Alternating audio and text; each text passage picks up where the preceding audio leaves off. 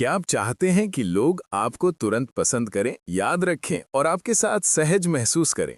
How to talk to anyone एक ऐसी किताब है जो आपको सामाजिक कौशल और बातचीत की कला सिखाती है। ले लाउंज ने इसमें दिखाया है कि कैसे सिर्फ पहली छाप, सटीक मुस्कान, सुनने की कला और सही बॉडी लैंग्वेज से आप किसी भी इंसान के दिल में अपनी जगह बना सकते हैं।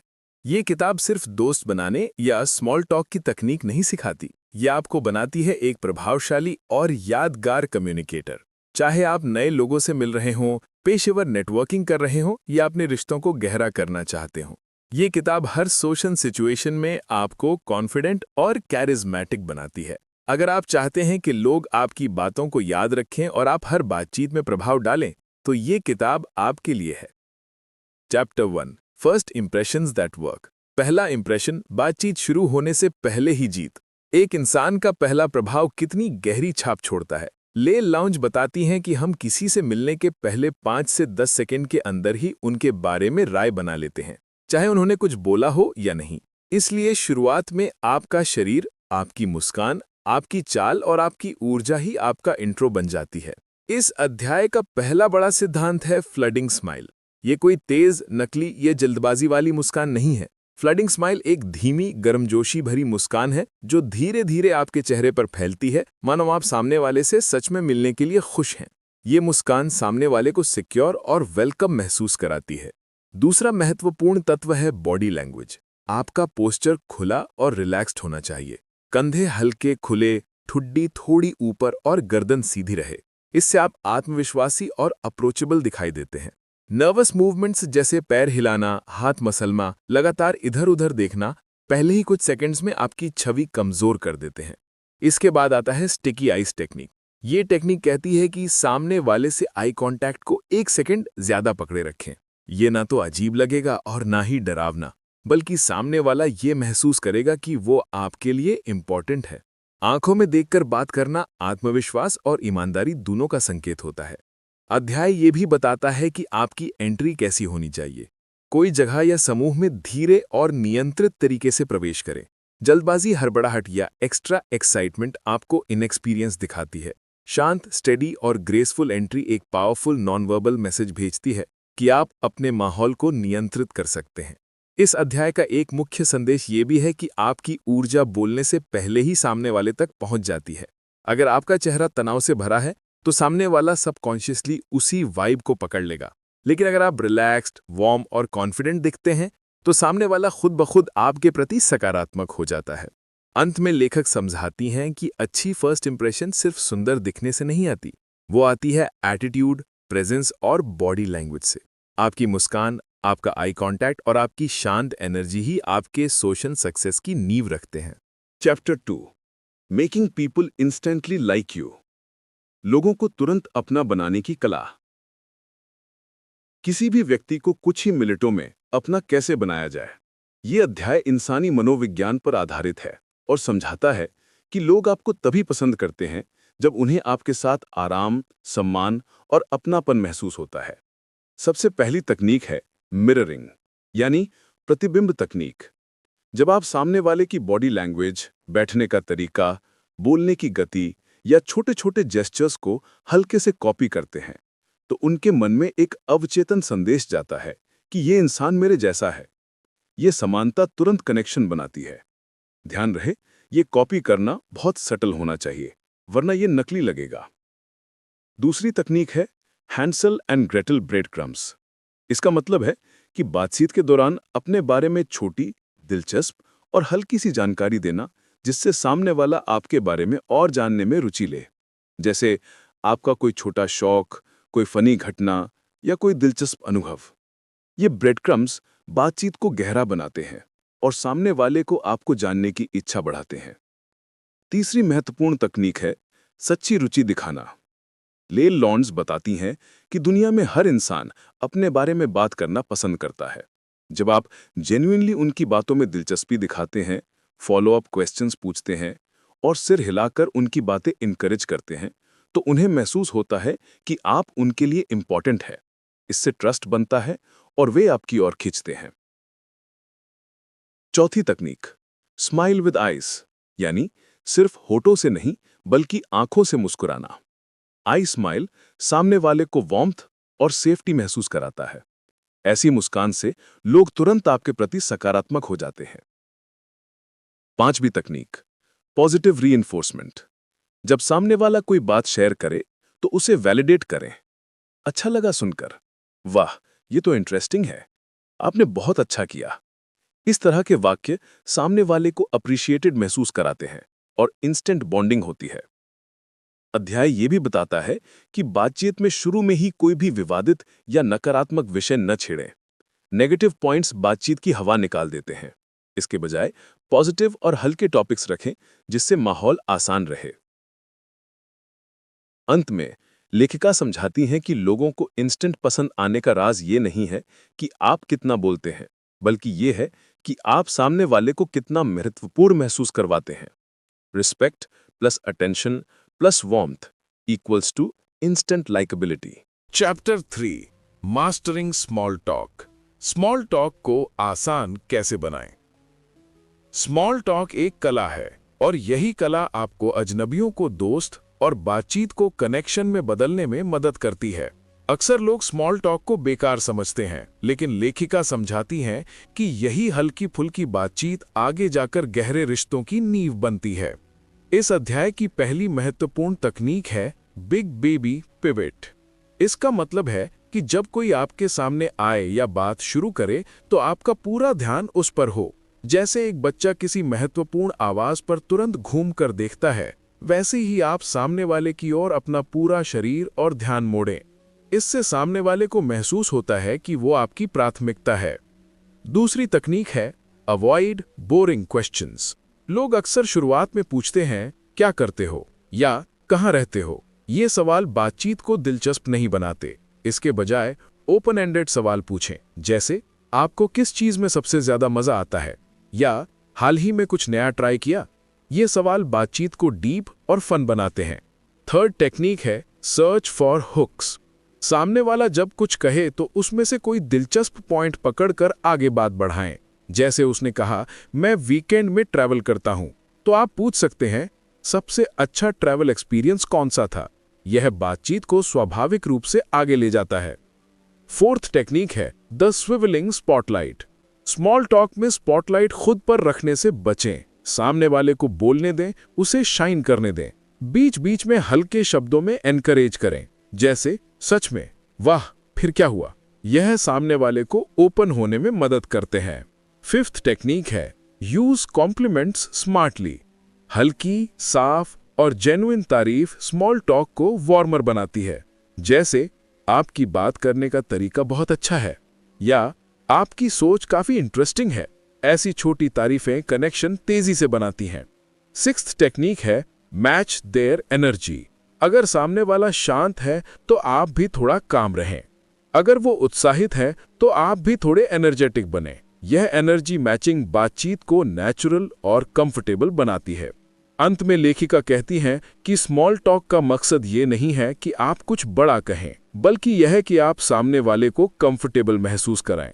जब वो ईज में होता है तभी डीपर कन्वर्सेशन की शुरुआत होती है। Chapter 4, creating deep connections. गहरी और दिल से जुड़ी बातचीत। स्मॉल टॉक के बाद असली कनेक्शन कैसे शुरू होता है? कोई भी गहरा रिश्ता, चाहे दोस्ती हो, बिजनेस हो या पर्सनल, तभी बनता है जब सामने वाला व्यक्ति आपके साथ इमोशनली कंफर्टेबल महसूस करता है। यह अध्याय समझाता है कि यह भावनात्मक आराम कैसे बनाया जाता है। सबसे पहली तकनीक है इमोशनल रिस्पॉन्सिवनेस। जब कोई इंसान अपनी बात या अनुभव शेयर करे तो सिर्फ अच्छा या ठीक ना कहें, भावनात्मक प्रतिक्रिया दें। जैसे, यह आपके लिए बहुत खुशी की बात रही होगी या ओह, ये सुनकर थोड़ा मुश्किल लगता है। ये छोटी इमोशनल रिस्पॉन्सेज सामने वाले को ये महसूस कराती है कि आप उनकी फीलिंग्स समझते हैं। दूसरी तकनीक है आस्क फीलिंग बेस्ड क्वेश्चंस। यदि आप किसी के साथ गहरा कनेक्शन चाहते हैं तो सिर्फ फैक्ट्स पर ना रुकें, जैसे आप कहाँ रहते हो, किस कंपनी में हो। इसके बजाय पूछें, आपको इस फील्ड में सबसे ज्यादा क्या पसंद आता है या आपके लिए सबसे प्राउड मोमेंट कौन सा रहा। ऐसे सवाल बातचीत में डेप्थ लाते हैं। तीसरी तकनीक है फाइंड कॉमन एक्सपीरियंसेस। लोग उन लोगों से जल्दी जुड़ते हैं जिनसे उन्हें कुछ समान महसूस होता है। यदि सामने वाला अपने किसी अनुभव के बारे में बात करता है तो आप भी अपना संबंधित अनुभव शेयर करें, लेकिन ध्यान रहे बात छीनना या अपनी कहानी डोमिनेटिंग तरीके से ना बताना, सिर्फ रिलेटेबल बने। चौथी तकनीक, मैच देयर इमोशनल टोन। यदि सामने वाला खुशी में बात कर रहा है तो अपनी आवाज और भाव उसी के मुताबिक रखें।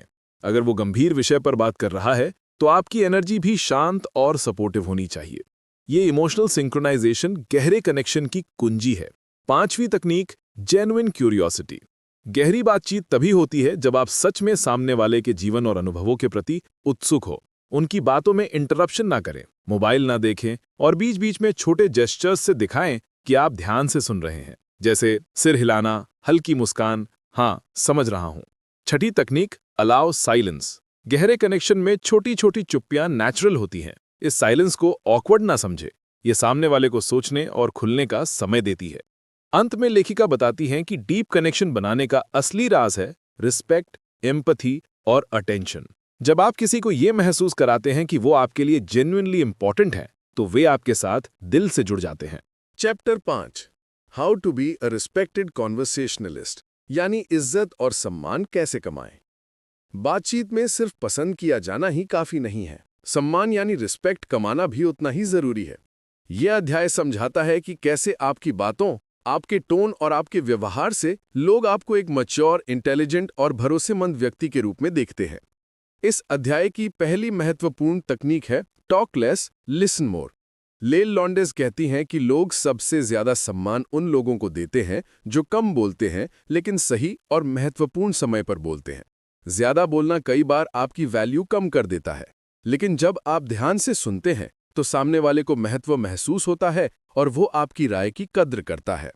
दूसरी तकनीक है अवॉइड कंप्लेनिंग एंड क्रिटिसिज्म। लोग स्वाभाविक रूप से उन व्यक्तियों से दूर रहते हैं जो हर बात में शिकायत करते हैं या हर चीज की आलोचना करते हैं। कंप्लेनिंग से आपके व्यक्तित्व की नेगेटिविटी दिखती है। एक सम्मानित व्यक्ति शांत, बैलेंस्ड और समाधान उन्मुख होता है। तीसरी तकनीक है be clear and confident while speaking. बात करते समय मतलब जैसे फिलर वर्ड से बचें।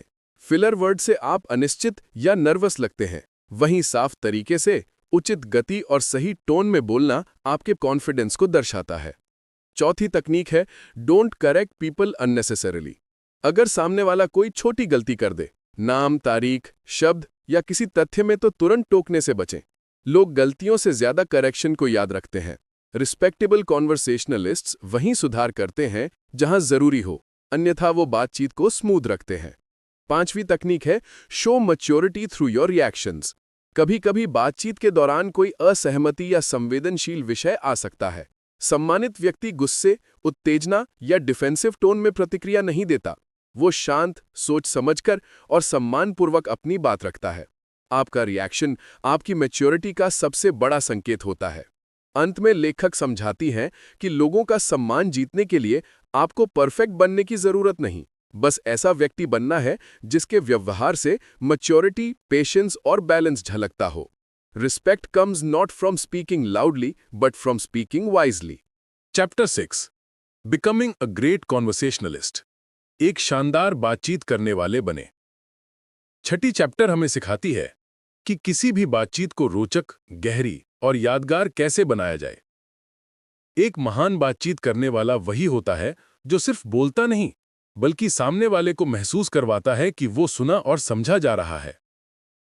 1. बातचीत का असली राज, शो डोंट टेल। इस अध्याय में लेखक बताती हैं कि बातचीत में सिर्फ जानकारी देना काफी नहीं है, आपको अपनी बात को जीवंत बनाना होता है। उदाहरण, छोटी कहानियां और अनुभव जोड़ने से आपकी बातें याद रहती हैं। यही वजह है कि महान बातचीत करने वाले लोग अपनी बातों में भावनाएं, चेहरे के हाव भाव और दिलचस्प डिटेल्स जोड़ते हैं। इससे सामने वाला आपकी बातों को महसूस करता है, सिर्फ सुनता नहीं है। 2. द बिग बेबी पिवट तकनीक। अगर आप चाहते हैं कि लोग आपके साथ घंटों बात करें, तो आपको द बिग बेबी पिवट तकनीक अपनानी चाहिए। इसका मतलब है, जब कोई बोल रहा हो तो अपनी बॉडी को हल्का सा उसकी तरफ मोड़ें, आंखों में रुचि दिखाएं, सिर हिलाएं और उसके शब्दों पर रिएक्ट करें। इससे सामने वाले को लगता है कि वो आपके लिए बहुत महत्वपूर्ण है और बातचीत खुद ब खुद गहरी हो जाती है। 3. अच्छे प्रश्न पूछना ही असली शक्ति है। महान बातचीत करने वाले लोग बातें कम करते हैं, लेकिन सही प्रश्न पूछते हैं। प्रश्न ऐसे होने चाहिए जो सामने वाले को खुलकर बोलने के लिए प्रेरित करें। किताब में इन प्रश्नों को कहा गया है ओपन एंडेड क्वेश्चंस, यानी ऐसे सवाल जिनका जवाब हाँ ना में नहीं बल्कि विस्तार से दिया जाता है। जैसे, उस अनुभव में आपको कैसा लगा? सबसे यादगार हिस्सा क्या था? आपने यह कैसे शुरू किया? ऐसे प्रश्न बातचीत को गहरा और बहुआयामी बनाते हैं। 4. बातचीत में सुनना बोलने से ज्यादा जरूरी है। एक बेहतरीन कॉन्वर्सेशनलिस्ट वही होता है जो सुनना जानता हो। जब आप ध्यान से सुनते हैं तो सामने वाला खुलकर अपनी भावनाएं बताने लगता है। लेखक बताती हैं कि सुनते समय बीच में मत टोको, उसकी बात को वापस उसी के शब्दों में रिपीट करो और उसकी भावनाओं को स्वीकार करो। इससे सामने वाला तुरंत कनेक्शन महसूस करता है। 5. अपनी बात को रोचक बनाएं।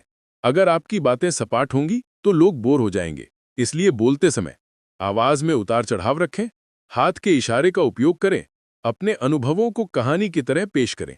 यह आपके संवाद को प्रभावशाली बनाता है। चैप्टर 7 हैंडलिंग ऑकवर्ड सिचुएशंस, अजीब और असहज स्थितियों को संभालना। इस चैप्टर में लेखक बताती है कि बातचीत हमेशा स्मूथ नहीं होती। बहुत बार हम ऐसी स्थितियों में फंस जाते हैं जहां बात रुक जाती है, माहौल अजीब हो जाता है या सामने वाला व्यक्ति असहज महसूस करने लगता है। इस अध्याय में ऐसे ही ऑकवर्ड मोमेंट्स को प्रोफेशनली और आत्मविश्वास के साथ संभालने की तकनीकें दी गई हैं। 1. साइलेंस को दुश्मन मत समझो, इसे रीसेट बटन बनाओ। बातचीत में अचानक चुप्पी छा जाए तो हम घबरा जाते हैं। लेखक कहती हैं कि साइलेंस इज नॉर्मल। अगर हल्की चुप्पी आए, हौले से मुस्कुराएं, विषय बदलें या किसी नई हल्की बात से माहौल को रीसेट करें। एक शांत आत्मविश्वासी व्यक्ति चुप्पी से नहीं घबराता। 2. अगर आप किसी का नाम भूल जाएं तो यह सबसे आम और शर्मनाक स्थिति है। इसे संभालने के लिए किताब में एक सरल तरीका दिया गया है। मुस्कुराकर कहें, मुझे आपका नाम फिर से याद दिलाइए ताकि मैं गलत न बोल दूं। या किसी तीसरे व्यक्ति का सहारा लें, इनसे मिलिए और सामने वाले का नाम खुद ही बताने दें। यह तरीका आपको ईमानदार और सहज दिखाता है। 3. अगर दो लोग आपस में बहस करने लगें, ऐसी स्थितियां माहौल को भारी बना देती हैं। एक अच्छे कम्युनिकेटर को चाहिए कि वो मजाकिया या हल्के अंदाज में विषय को बदल दे। जैसे, दोनों के पॉइंट मजेदार हैं, वैसे आपने कल का मैच देखा? ये माहौल को तुरंत न्यूट्रल कर देता है। 4. अनचाहे सवालों को स्मार्ट तरीके से टालें। कई बार लोग निजी या अजीब सवाल पूछ लेते हैं। उन्हें टालने का तरीका है स्माइल प्लस रीडायरेक्ट टेक्निक। पहले हल्की मुस्कान दें, फिर सवाल को मजाक या सामान्य टिप्पणी में बदलकर दूसरी दिशा में ले जाएं। उदाहरण, अरे ये तो लंबी कहानी है, लेकिन आप बताइए आपका नया प्रोजेक्ट कैसा चल रहा है? 5. किसी को गलती से नाराज कर दिया? अगर आपसे अनजाने में किसी की भावनाएं दुखी हो जाएं, तो तुरंत क्लियर कर दें, मैंने गलत कहा, मेरा मतलब वो नहीं था। सॉरी, मैं इसे सुधारना चाहता हूं।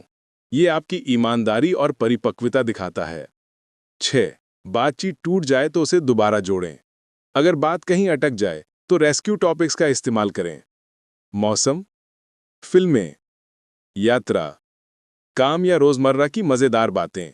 ये विषय माहौल को फिर से हल्का बनाते हैं। अंतिम संदेश, असहज स्थितियां हर किसी के साथ होती हैं। फर्क सिर्फ इतना है कि कोई घबरा जाता है और कोई मुस्कुराकर संभाल लेता है। अगर आप चुप्पी, गलती, भूल या बहस को शांति और समझदारी से हैंडल कर लें, तो लोग आपको एक परिपक्व, विश्वसनीय और स्मार्ट कम्युनिकेटर मानते हैं। Chapter 8 social skills for work and business, काम और बिजनेस के लिए जरूरी सोशल स्किल्स। ये चैप्टर खासतौर पर प्रोफेशनल दुनिया के लिए लिखी गई है। Office, meeting, business deal, interview, team work या क्लाइंट हैंडलिंग, हर जगह आपकी सोशल स्किल्स ही आपका असली हथियार होती हैं। ये अध्याय बताता है कि सही बातचीत, सही शब्द और सही व्यवहार कैसे आपके करियर को ऊंचाइयों तक ले जाते हैं। 1. प्रोफेशनल इमेज बनाना सबसे बड़ा निवेश है। लेखिका बताती हैं कि बिजनेस वर्ल्ड में लोग पहले आपको देखते हैं, फिर आपकी बात सुनते हैं। इसलिए आपका ड्रेसिंग प्रोफेशनल होना चाहिए, बॉडी लैंग्वेज आत्मविश्वासी होनी चाहिए, आपका पहला परिचय साफ, छोटा और प्रभावी होना चाहिए। एक प्रोफेशनल इमेज आपको तुरंत भरोसेमंद बनाती है। 2. बिजनेस में बात करने का गोल्डन नियम, डोंट रश। बहुत से लोग काम की जल्दी में संवाद को कठोर बना देते हैं, लेकिन बिजनेस में सफलता का राज है धीमी, स्पष्ट और सम्मानजनक बातचीत। धीमी गति की बात आपको बुद्धिमान और नियंत्रित दिखाती है। तेज बोलना या अधीर होना आपकी प्रोफेशनल इमेज को नुकसान पहुंचाता है। 3. मीटिंग्स में कैसे प्रभाव छोड़ें। लेखिका कुछ खास तकनीकें बताती हैं। प्रवेश करते समय कमरे को स्कैन करें। सभी को हल्की मुस्कान और सिर झुकाकर अभिवादन करें। बोलते समय आंखों का संपर्क बराबर बांटें। अपनी बात को छोटे लेकिन स्पष्ट वाक्यों में रखें। ये आदतें आपको मीटिंग में ध्यान का केंद्र बनाती हैं। 4. बिजनेस कर्मा, दूसरों की मदद का जादू। किताब में एक महत्वपूर्ण सिद्धांत है बिजनेस कर्मा, यानी पहले दूसरों की मदद करो, फायदे खुद ब खुद लौट कर आएंगे। क्लाइंट हो या सहकर्मी, अगर आप लोगों को जोड़ने में मदद करें, उनकी समस्या सुनें, उनके काम आसान बनाएं, तो वे आपको एक भरोसेमंद लीडर मानने लगेंगे। 5. प्रोफेशनल बातचीत में भावनात्मक बुद्धिमत्ता, इमोशनल इंटेलिजेंस। बिजनेस में सफलता सिर्फ दिमाग से नहीं बल्कि EQ से मिलती है। आपकी आवाज, शब्दों का चयन और सही वक्त पर सहानुभूति दिखाना, ये सब आपकी प्रोफेशनल छवि को मजबूत करते हैं। 6. कठिन लोगों से कैसे निपटें। हर कार्यस्थल पर कुछ लोग मुश्किल होते हैं। उन्हें संभालने के लिए शांत रहें, व्यक्तिगत ना लें, आई अंडरस्टैंड योर पॉइंट कहकर माहौल शांत करें, समाधान पर ध्यान दें, बहस पर नहीं। ये तरीका आपको एक परिपक्व प्रोफेशनल दिखाता है। 7. नेटवर्किंग की कला। लेखिका बताती हैं कि सफल लोग सिर्फ काम नहीं करते, वे रिश्ते बनाते हैं। नेटवर्किंग के लिए लोगों के नाम याद रखें, उनके काम में रुचि दिखाएं, बातचीत के बाद एक छोटा मैसेज या ईमेल भेजें। ये मजबूत और लंबे समय तक चलने वाले प्रोफेशनल संबंध बनाता है। अंतिम संदेश, काम और बिजनेस में जीत सिर्फ स्किल्स से नहीं मिलती। आप कैसे बोलते हैं, कैसे पेश आते हैं और कैसे रिश्ते बनाते हैं, यही आपकी सफलता का असली नींव है। चैप्टर 9 बिकमिंग मेमोरेबल, यादगार कैसे बने। ये चैप्टर एक बेहद महत्वपूर्ण कौशल सिखाती है लोगों के दिमाग में कैसे जगह बनाई जाए, क्योंकि इस दुनिया में लाखों लोग हैं। हर कोई बोलता है, मुस्कुराता है, मिलता है, लेकिन केवल कुछ ही लोग हमेशा याद रह जाते हैं।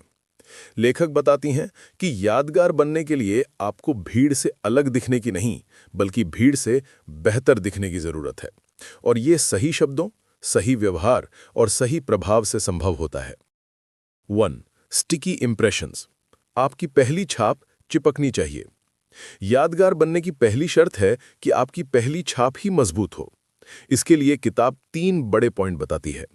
आपकी मुस्कान जेन्युइन हो, आपकी बॉडी लैंग्वेज ओपन और पॉजिटिव हो, आपका अभिवादन ऊर्जा से भरा हो। जब आपकी एंट्री पॉजिटिव होती है, लोग आपको तुरंत नोटिस करते हैं। 2. कॉन्वर्सेशन में अपनी पहचान छोड़ो। यादगार लोग बातचीत में कुछ ऐसी बातें जोड़ते हैं जो दूसरों से अलग हों, जैसे एक छोटा सा अनूठा वाक्य, एक दिलचस्प कहानी, एक अलग लेकिन सच्चा नजरिया। ये छोटी सी यूनिकनेस आपको भीड़ में स्टैंड आउट कर देती है।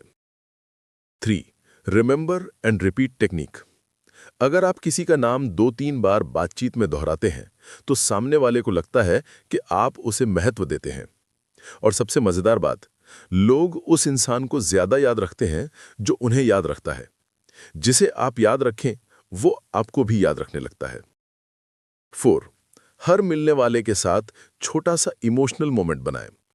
लेखक बताती हैं कि लोग आपकी कही बातें नहीं, आपने उन्हें कैसा महसूस करवाया, ये याद रखते हैं। इसलिए उनकी बातों को मान दें, उनके अनुभव पर रिएक्ट करें, छोटी तारीफ करें और उनके लिए जेन्युइनली खुश हों। ये छोटे छोटे भावनात्मक पल आपको इंस्टेंटली यादगार बना देते हैं। 5. सिग्नेचर जेस्चर बनाएं। यादगार लोग अक्सर किसी एक खास चीज के लिए पहचाने जाते हैं। उनकी शैली, उनका अभिवादन, उनकी आवाज का अंदाज, उनका बोलने का तरीका। किताब कहती है कि एक छोटा सा सिग्नेचर जेस्चर आपके पर्सनैलिटी का ट्रेडमार्क बन जाता है। 6. Leaving a powerful last impression. शुरुआत जितनी महत्वपूर्ण है, अंत उससे भी ज्यादा। विदा लेते समय हल्की मुस्कान रखें, व्यक्ति का नाम लेकर अलविदा कहें और किसी पॉजिटिव बात के साथ बातचीत खत्म करें। यह आपकी मेमोरी उनके दिमाग में हाईलाइट की तरह रह जाती है। अंतिम संदेश। यादगार बनना जन्मजात हुनर नहीं है, ये एक कला है जिसे हर कोई सीख सकता है। अगर आप ध्यान दें, दिल से बातें करें और दूसरे को महत्वपूर्ण महसूस करवाएं, तो आप हर दिल में अपनी जगह बना लेंगे। Chapter 10 relationship building for life, यानी जीवन भर चलने वाले रिश्ते कैसे बनाएं। ये चैप्टर हमें जीवन की सबसे महत्वपूर्ण कला सिखाती है, ऐसे रिश्ते बनाना जो लंबे समय तक टिकें, गहरे हों और भरोसे पर खड़े हों। लेखिका बताती हैं कि आज की तेज रफ्तार दुनिया में रिश्ते बनाना आसान है, लेकिन उन्हें निभाना एक कला है, और यही कला इस अध्याय का केंद्र है। 1. रिश्ते विश्वास से नहीं बल्कि कंसिस्टेंसी से बनते हैं।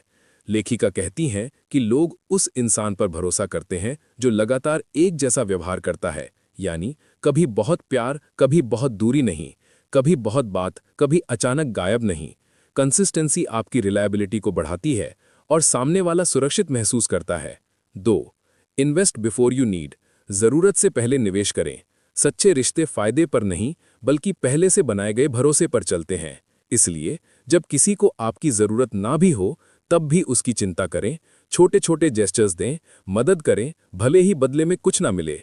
किताब बताती है कि ऐसे लोग लंबे समय तक सबके दिल में जगह बनाते हैं।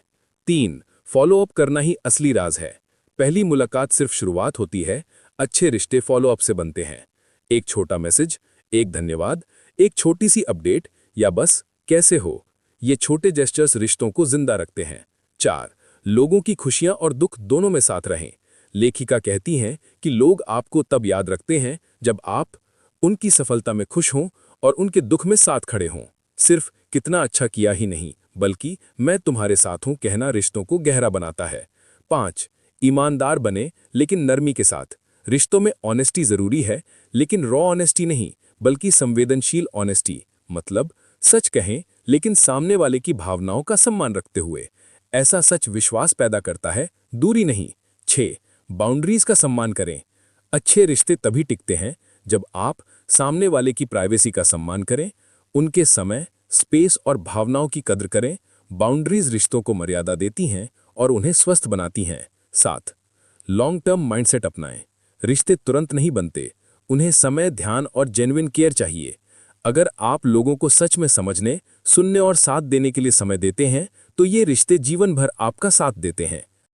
Thanks for watching the book readers hub. अगर आपको ये वीडियो पसंद आया हो तो लाइक करें, सब्सक्राइब करें और बेल आइकन दबाना ना भूलें, ताकि हर नई बुक समरी और सीख सबसे पहले आप तक पहुंचे। हम हर हफ्ते आपके लिए नई बुक समरीज और लाइफ लेसन्स लेकर आते हैं। See you in the next chapter. Keep reading, keep growing.